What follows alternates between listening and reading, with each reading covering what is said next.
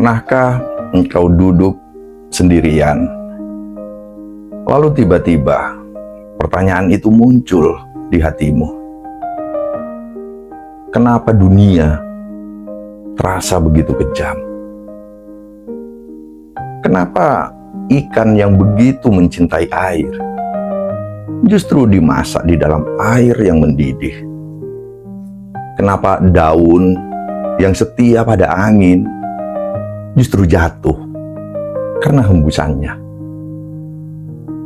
Kenapa bunga yang tumbuh karena cahaya matahari justru layu oleh panasnya? Kenapa manusia yang hidup dan diciptakan dari tanah justru dikubur kembali oleh tanah? Kita sering terpaku pada apa yang terlihat. Kita menunjuk pada air, pada angin, pada matahari, pada tanah, seolah-olah mereka lah yang kejam.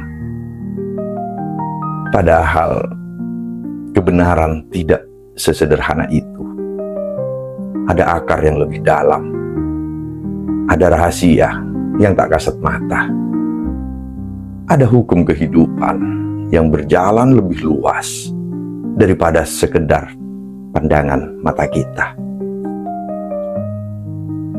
Sekarang, mari kita berjalan bersama dalam renungan panjang.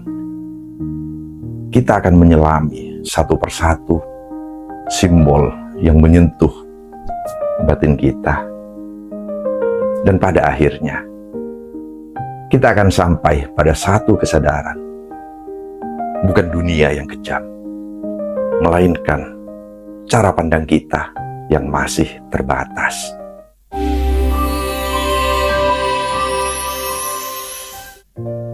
Hidup ini seringkali membuat kita terjebak dalam ilusi. Apa yang tampak di mata seolah adalah kebenaran.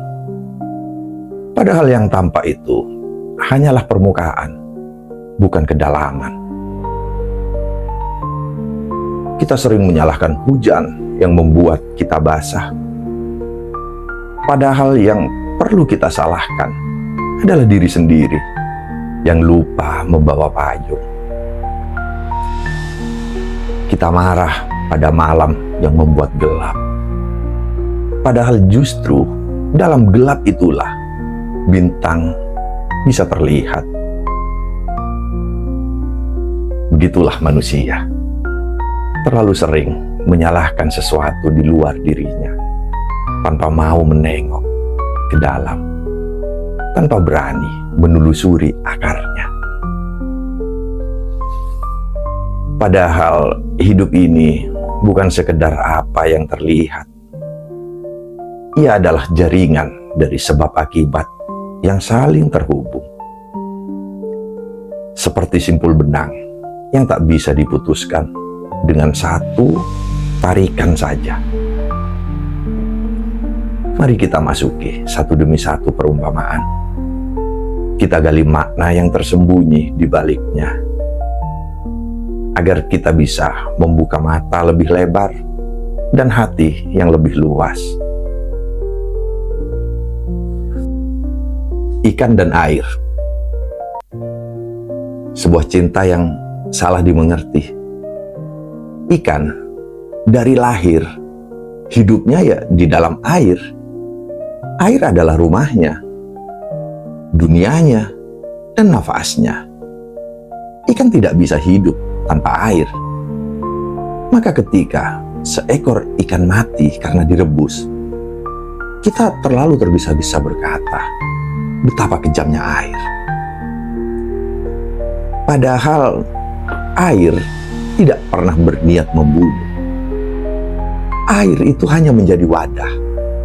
Yang membuat air mendidih adalah api. Dan yang menyalakan api adalah manusia. Disinilah letak pelajaran hidup. Kadang yang kita anggap sebagai penyebab utama dari luka kita bukanlah sumber yang sesungguhnya.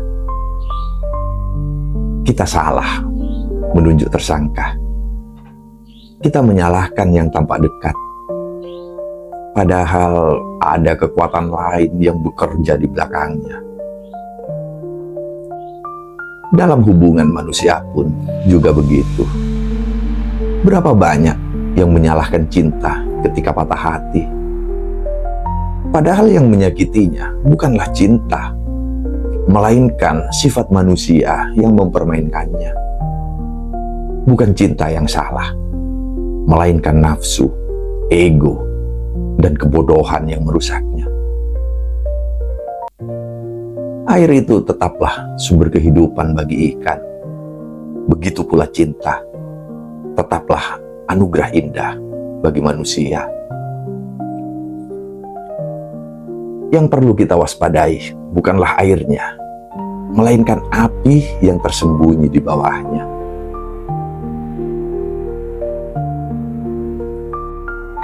Daun dan angin, kesetiaan yang harus pergi. Lihatlah daun di dahan pohon. Hari demi hari, ia menari mengikuti irama angin. Ia setia, ia lembut, ia patuh pada tarian langit.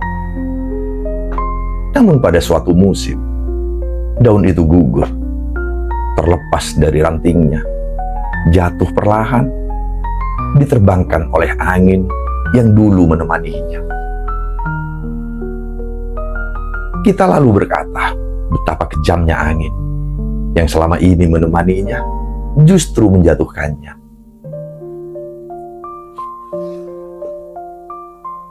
Sebenarnya bukan angin yang bersalah.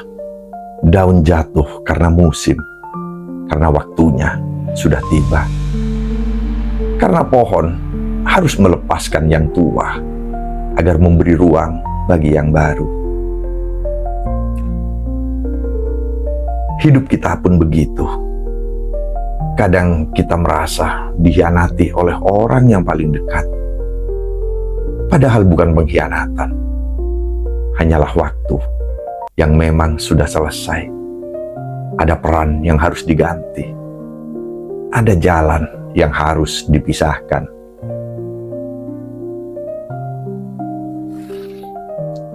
Seperti daun yang rela jatuh demi kehidupan baru, kita pun harus belajar ikhlas melepas. Karena tidak semua yang pergi adalah pengkhianat. Sebagian hanyalah bagian dari siklus kehidupan.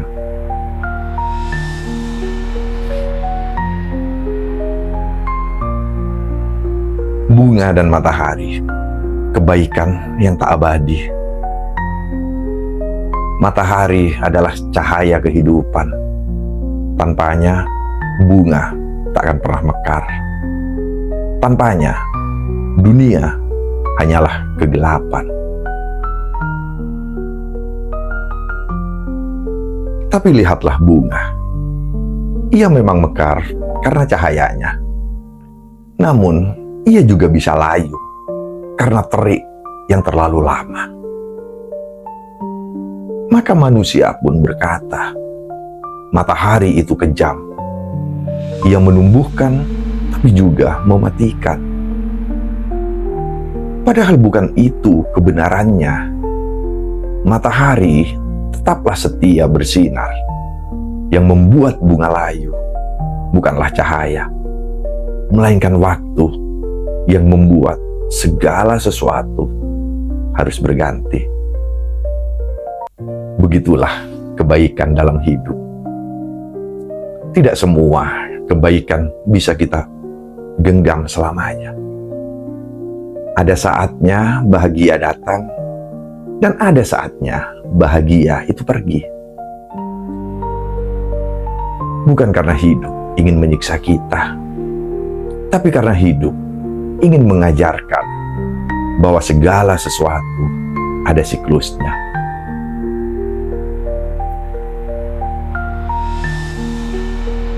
Kita tidak bisa memaksa bunga untuk selalu mekar. Begitu pula, kita tidak bisa memaksa hidup untuk selalu indah. Yang bisa kita lakukan hanyalah merawat dan menerima ketika waktunya layu. Manusia dan tanah kembali ke asal. Tanah itu ibu bagi manusia. Dari tanah kita makan. Dari tanah kita berpijak. Dari tanah tumbuh segala sesuatu yang kita perlukan. Namun pada akhirnya, tanah juga yang akan menutup tubuh kita. Tanah yang memeluk kita dalam keabadian. Lalu kita berkata, betapa kejamnya tanah. Setelah memberi kehidupan, kini ia mengubur manusia. Padahal bukan tanah yang kejam. Tanah hanya menerima kembali apa yang berasal darinya. Yang membuat manusia mati bukanlah tanah, melainkan ajal yang menjemputnya. Disinilah kita belajar bahwa kehidupan hanyalah perjalanan pulang. Kita lahir dari tanah, hidup di atas tanah, dan pada akhirnya kembali kepada tanah. Tanah tidak pernah mengkhianati kita. Ia hanya menunggu dengan sabar untuk menjadi rumah terakhir bagi kita. Setelah kita mempelajari 4 hal di atas, maka akar dari segalanya adalah melihat lebih dalam. Kita terlalu sering berhenti di permukaan, menyalahkan yang tampak tanpa mencari sebab yang lebih dalam. Air bukanlah pembunuh ikan. Angin bukanlah pengkhianat daun. Matahari bukanlah musuh bunga. Tanah bukanlah pengubur manusia. Ada akar yang lebih dalam. Ada sebab yang lebih halus. Ada hukum kehidupan yang tidak terlihat oleh mata.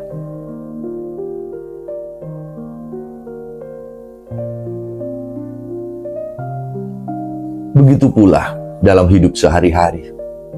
Kita sering menyalahkan orang lain. Padahal luka itu datang dari ekspektasi kita sendiri. Kita menyalahkan keadaan. Padahal yang membuat kita menderita adalah cara kita memandang keadaan itu.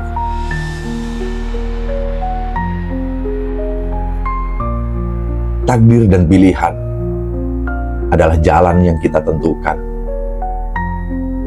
Manusia sering bersembunyi di balik kata takdir. Ini sudah takdirku. Begitu selalu alasan yang keluar dari bibirnya. Padahal banyak hal dalam hidup adalah hasil dari pilihan.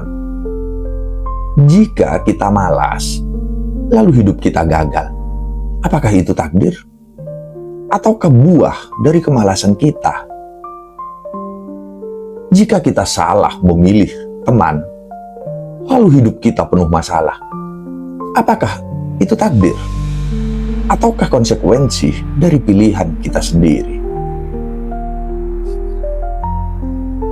Takdir memang ada, namun takdir hanyalah garis besar, sedangkan jalan yang kita tempuh adalah hasil dari setiap langkah kecil yang kita pilih.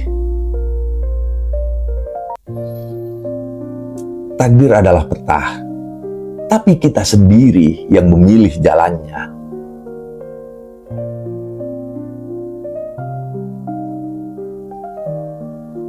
Mari kita mulai sebuah kesadaran baru. Dunia itu bukanlah kejam. Maka setelah semua perenungan ini, kita akan sampai pada satu kesadaran. Bukan dunia yang kejam, melainkan cara pandang kita yang masih sempit.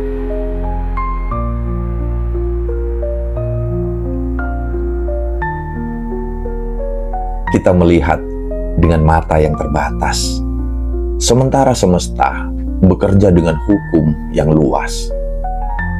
Kita menilai dengan hati yang penuh luka, padahal kehidupan berjalan dengan keseimbangan yang sempurna. Jika engkau merasa dunia menyakitimu, mungkin yang perlu kau ubah bukanlah dunia, melainkan caramu memandang dunia itu sendiri.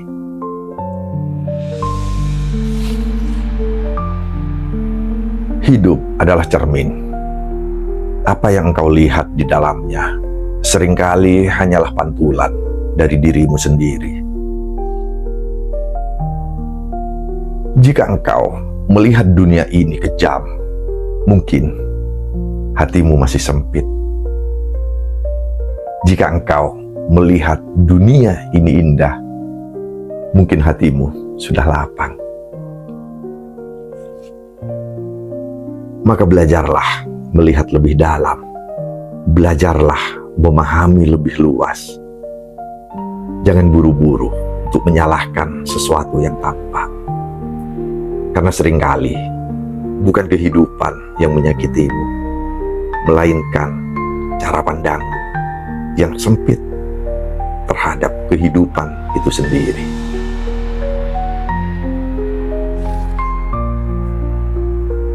Dan ingatlah, bukan dunia yang kejam, tapi cara pandang kita yang masih terbatas.